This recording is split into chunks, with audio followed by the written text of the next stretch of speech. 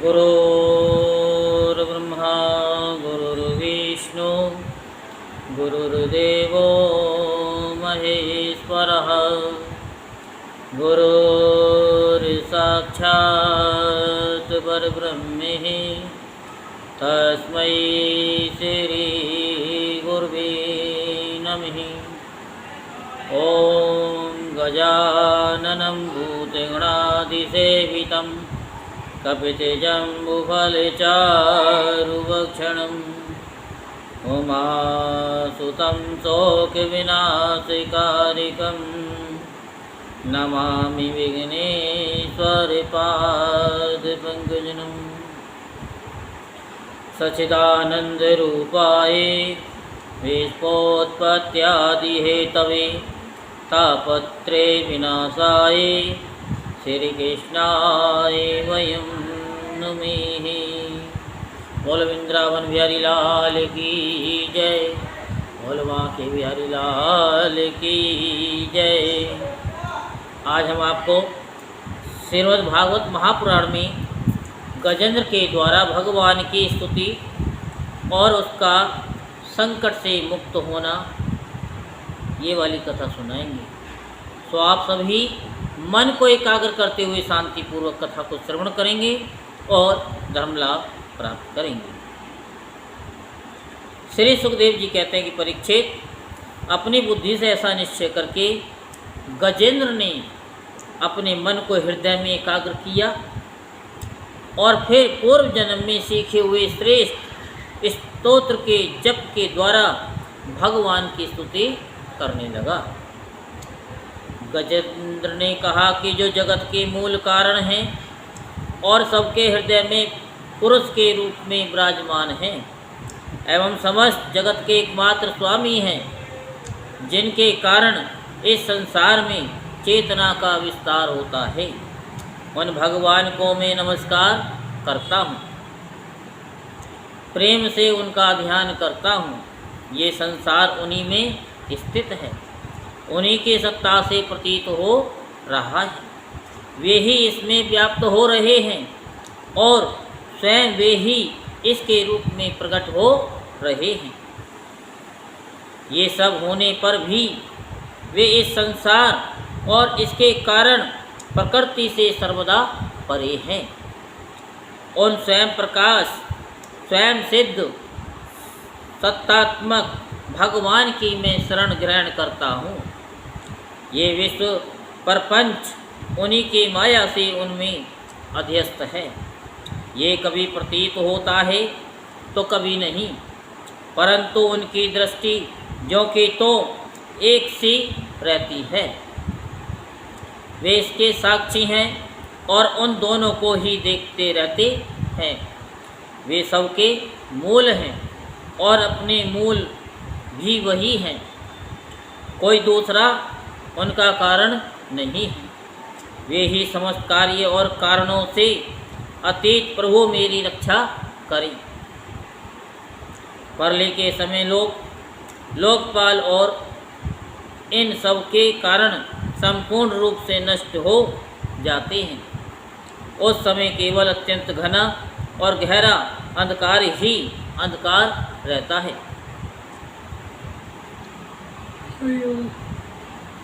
परंतु अनंत परमात्मा उससे सर्वदा परे विराजमान रहते हैं।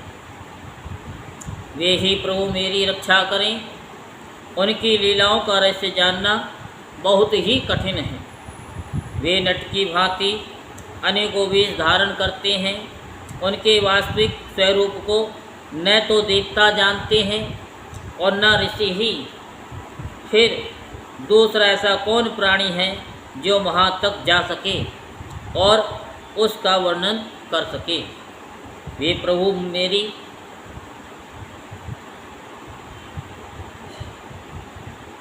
रक्षा करें।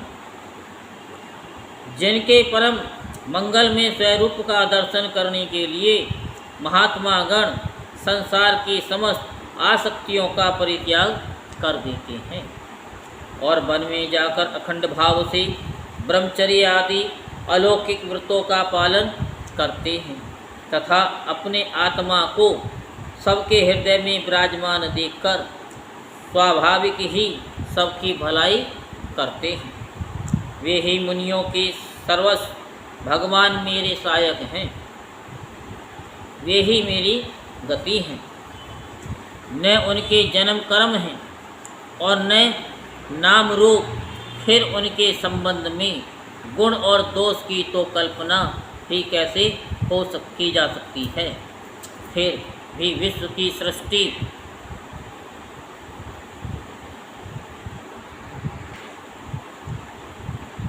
विश्व की सृष्टि और संहार करने के लिए समय समय पर वे उन्हें अपनी माया से स्वीकार करते हैं। उन्हें अनंत शक्तिमान सर्वेश्वर में पर ब्रह्म परमात्मा को मैं नमस्कार करता हूँ।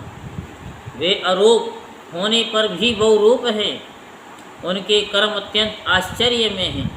मैं उनके चरणों में नमस्कार करता हूँ। स्वयं प्रकाश सबके साक्षी परमात्मा को मैं नमस्कार करता हूँ, जो मन वाणी और चित्त से अत्यंत दूर है। उन परमात्मा को मैं नमस्कार करता हूँ। विवेकी पुरुष कर्म संन्यास अथवा कर्म समर्पण के द्वारा अपना अंतःकरण शुद्ध करके जिन्हें प्राप्त करते हैं, तथा जो स्वयं तो नित्य मुक्त परमानंद एवं ज्ञान स्वरूप हैं, ज्ञान स्वरूप है ही, दूसरों को केवल मुक्ति देने की सामर्थ्य भी केवल उन्हीं में है। उन प्रभु को मैं नमस्कार करता हूँ, जो सत्व रज तम इन तीनों गुणों का धर्म स्वीकार करके क्रम से शांत घोर और मूल अवस्था भी धारण करते हैं। उन भेद रहित समभाव से स्थित एवं ज्ञान घन प्रभु को मैं बार बार नमस्कार करता हूँ। आप सबके स्वामी समस्त क्षेत्रों के एकमात्र ज्ञाता एवं सर्व साक्षी हैं। आपको मैं नमस्कार करता हूँ। आप स्वयं ही अपने कारण हैं। पुरुष और मूल प्रकृति के रूप में भी आप ही हैं। आपको मेरा बार बार नमस्कार है। आप समस्त इंद्रिय और उनके विषयों के दृष्टा हैं, समस्त प्रतीतियों के आधार हैं। अहंकार आदि छाया रूप असत वस्तुओं के द्वारा आपका ही असली तत्व प्रकट होता है। समस्त वस्तुओं की सत्ता के रूप में भी केवल आप ही भास रहे हैं। मैं आपको नमस्कार करता हूँ। आप सबके मूल कारण हैं। आपका कोई कारण नहीं है, तथा कारण होने पर भी आप में विकार या परिणाम नहीं होता, इसलिए आप अनोखे कारण हैं। आपको मेरा बार बार नमस्कार है। जैसे समस्त नदी झरने आदि का परम आश्रय समुद्र है, वैसे ही आप समस्त वेद और शास्त्रों के परम तात्पर्य हैं। आप मोक्ष स्वरूप हैं और समस्त संत आपकी ही शरण ग्रहण करते हैं। अतः आपको मैं नमस्कार करता हूँ। जैसे यज्ञ के काष्ठ अरणी में अग्नि गुप्त रहती है, वैसे ही आपने अपने ज्ञान को गुणों की माया से ढक रखा है।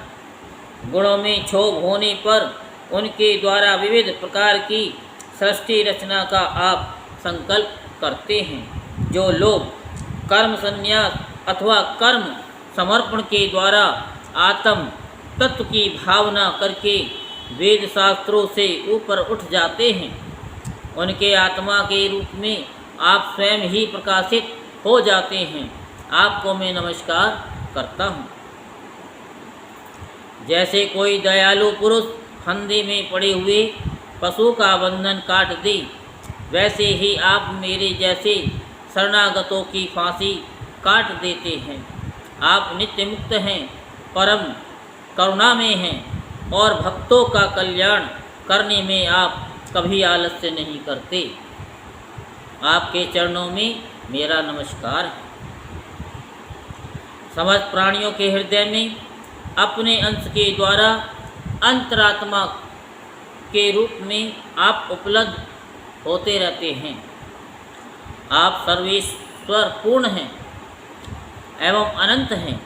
आपको मैं नमस्कार करता हूँ। जो लोग शरीर, पुत्र, गुरुजन, गृह संपत्ति और स्वजनों में आसक्त हैं, उन्हें आपकी प्राप्ति अत्यंत कठिन है, क्योंकि आप स्वयं गुणों की आसक्ति से रहित हैं। जीवन मुक्त पुरुष अपने हृदय में आपका निरंतर चिंतन करते रहते हैं। उन सर्वेश्वर पूर्ण ज्ञान स्वरूप भगवान को मैं नमस्कार करता हूँ। धर्म, अर्थ, काम और मोक्ष की कामना से मनुष्य उन्हीं का भजन करके अपनी अभीष्ट वस्तु प्राप्त कर लेते हैं। इतना ही नहीं, वे उनको सभी प्रकार का सुख देते हैं और अपने ही जैसा अविनाशी पार्थिव शरीर भी देते हैं। वे ही परम दयालु प्रभु मेरा उद्धार करें। जिनके अनन्य प्रेमी भक्तजन उन्हीं की शरण में रहते हुए उनसे किसी भी वस्तु की, यहाँ तक कि मोक्ष की भी अभिलाषा नहीं करते, केवल उनकी परम दिव्य मंगलमय लीलाओं का गान करते हुए आनंद के समुद्र में निमग्न रहते हैं। जो अविनाशी, सर्वशक्तिमान, अव्यक्त, इंद्रियातीत और अत्यंत सूक्ष्म हैं, जो अत्यंत निकट रहने पर भी बहुत दूर जान पड़ते हैं, जो आध्यात्मिक योग अर्थात ज्ञान योग या भक्ति योग के द्वारा प्राप्त होते हैं, उन्हीं आदि पुरुष अनंत एवं परिपूर्ण पर ब्रह्म परमात्मा की मैं स्तुति करता हूँ। जिनकी अत्यंत छोटी कला से अनेकों नाम रूप के भेदभाव से युक्त ब्रह्मा आदि देवता, वेद और चराचर लोकों की सृष्टि हुई है, जैसे धधकती हुई आग से लपेटे और प्रकाशमान सूर्य से उनकी किरणें बार बार निकलती और लीन होती रहती है, वैसे ही जिन प्रकाश स्वयं प्रकाश परमात्मा से बुद्धि, मन, इंद्रिय और शरीर जो गुणों के प्रभाव रूप हैं, बार बार प्रकट होते हैं तथा लीन हो जाते हैं। वे भगवान न देवता हैं न असुर हैं, वे मनुष्य और पशु पक्षी भी नहीं हैं, वे स्त्री हैं, न पुरुष और न नपुंसक हैं। वे कोई साधारण या असाधारण प्राणी भी नहीं हैं, न वे गुण हैं, न कर्म हैं, न कार्य हैं, और न तो कारण ही। सबका निषेध हो जाने पर जो कुछ बच रहता है वही उनका स्वरूप है, तथा वे ही सब कुछ हैं, वे ही परमात्मा मेरे उद्धार के लिए प्रकट हो। मैं जीना नहीं चाहता। ये हाथी की योनि बाहर और भीतर सब ओर से अज्ञान रूप आवरण के द्वारा ढकी हुई है, इसको रखकर करना ही क्या है। मैं तो आत्म प्रकाश को ढकने वाले उस अज्ञान रूप आवरण से छूटना चाहता हूँ, जो कालक्रम से अपने आप नहीं छूट सकता, जो केवल भगवत कृपा अथवा तत्व ज्ञान के द्वारा ही नष्ट होता है। इसलिए मैं उन पर ब्रह्म परमात्मा की शरण में हूँ, जो विश्व रहित होने पर भी विश्व के रचयिता और विश्व रूप हैं, साथ ही जो विश्व की अंतरात्मा के रूप में विश्व रूप सामग्री से क्रीड़ा भी करते रहते हैं। उन अजन्मा पर ब्रह्म स्वरूप ब्रह्म को मैं नमस्कार करता हूँ। योगी लोग योग के द्वारा कर्म और कर्म वासना और कर्म फल को भस्म करके अपने योग शुद्ध हृदय में जिन योगेश्वर भगवान का साक्षात्कार करते हैं, उन प्रभु को मैं नमस्कार करता हूँ। प्रभु, आपकी तीन शक्तियों सतरज और तम के राग आदि वेग असाय समस्त इंद्रियों और मन के विषयों के रूप में भी आप ही प्रतीत हो रहे हैं। इसलिए जिनकी इंद्रियां बस में नहीं हैं, वे तो आपकी प्राप्ति का मार्ग भी नहीं पा सकते। आपकी शक्ति अनंत है, आप शरणागत वत्सल हैं, आपको मैं बार बार नमस्कार करता हूँ। आपकी माया अहम बुद्धि से आत्मा का स्वरूप ढक गया है, इसी से ये जीव अपने स्वरूप को नहीं जान पाता। आपकी महिमा अपार है, उन सर्वशक्तिमान एवं माधुर्य निधि भगवान की मैं शरण में हूँ। श्री सुखदेव जी कहते हैं, परीक्षित, गजेंद्र ने बिना किसी भेदभाव के निर्विशेष रूप से भगवान की स्तुति की। इसलिए भिन्न भिन्न नाम और रूप को अपना स्वरूप मानने वाली ब्रह्मा आदि देवता उसकी रक्षा करने के लिए नहीं आए। उस समय सर्वात्मा होने के कारण सर्वदेव स्वरूप स्वयं प्रकाश श्री हरि ही प्रकट हो गए।